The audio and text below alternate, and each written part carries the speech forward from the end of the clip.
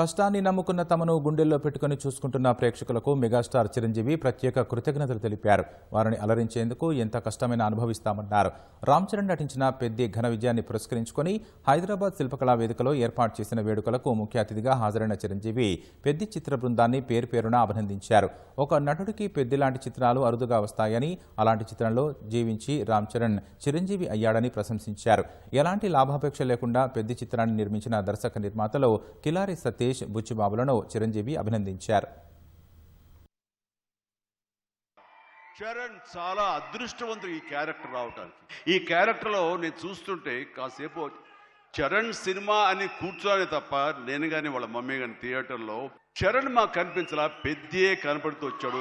So ఇది చాలా రేరుగా ఉంటుంది. సినిమా అలా కట్టిపడేయటం, క్యారెక్టర్లో కట్టిపడేయటం అంటే కనుక తను ఆ క్యారెక్టర్ని అవపోసన పట్టాడు, దాన్ని పూర్తిగా దాన్ని నమ్మాడు. ఆ క్యారెక్టర్ డైరెక్టర్కి ఏం కావాలో అది డెలివరీ చేయాలన్నాడు.